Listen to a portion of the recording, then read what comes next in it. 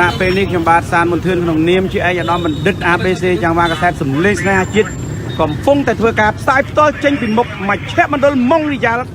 បាទឃ្លាំងមកសេវតែម្ដងឥឡូវនេះសមត្ថកិច្ចកំពុងតែចាប់បានចោលលួចម៉ូតូយ៉ាងកញ្ចាស់មួយបាទលួចថ្មីលួចបាទចាស់បាទបងប្អូនឃើញហើយបាទនេះចោលហើយនេះម៉ូតូបាទបងប្អូនឃើញហើយចាប់បានចោលបងប្អូនបាទ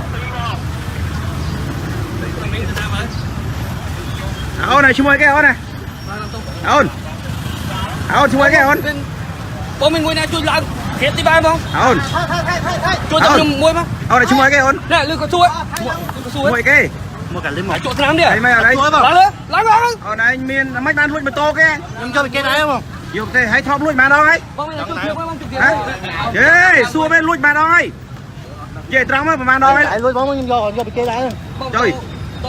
ហើយចុះអាថ្មីក៏ឯងមិនលួចអាចាស់ចាបើគេយកក្នុងណាមិនដឹងគង់ជាប់គុកដូចគ្នាជួយធៀបបងជួយធៀបមួយមកនេះបាទលួចបាទលួចអាណាលួចអាស្មាក់កញ្ចាស់បងប្អូនឃើញទេបាទ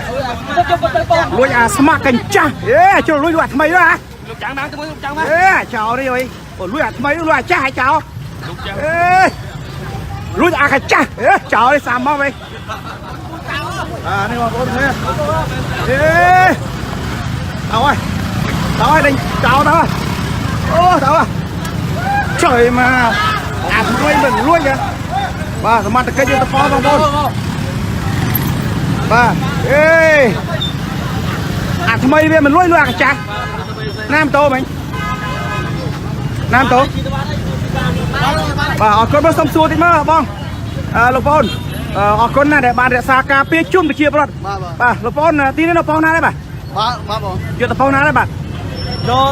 កទៅធ្វើខុសទឹកល្អទៅបងឡានហ្នឹងបាទហើយបងអូនតាមដានយ៉ាងម៉េចដែរកម្លាំងយើងការពាររក្សាខ្ញុំគាត់5 10 20នាទីខ្ញុំតាមមកដល់ហាងសេវយកប្រចាំតាមមកដល់យកទៅប្រចាំលៀមសេវបាទហើយលុយអាកចាស់ចាស់ម៉ូតូគាត់ហើយម៉ូតូតម្លៃប្រហែលជាម៉ូតូកចាស់ម្ចាស់កចាស់ដែរតទៅ200ដុល្លារមិនសមអញចៅអើយចៅមុខរបរចៃណាណាម្ចាស់គាត់ទៅបានហើយទៅបានបាទអរគុណណាសូមសរសើរស្នាដៃបងសមត្ថកិច្ចបាទចោលនេះបងអន់ពេះលួចតម្លៃឲ្យ200ហ៎អាកញ្ចាស់បើជ្រុលជាប់គុកឲ្យលួចអាថ្មីហ៎អរគុណណាបងប្អូនទាំងគ្នា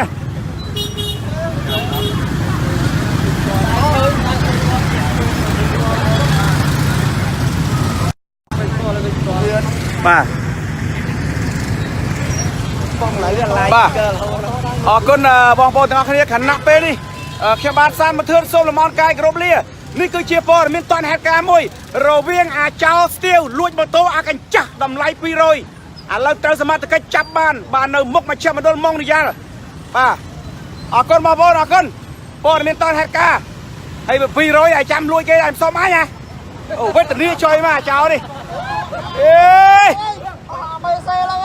ដូចមែនអាចោថោកដូចមកលុយ200ដុល្លារមិនសមលោកចាងវាយអើយទៅលួចគេវាយងាប់ហើយបើជ្រុលលួចអាថ្មីទៅមិនហ៎លួចអាកាចាស់ទៅខ្មាស់គេហ៎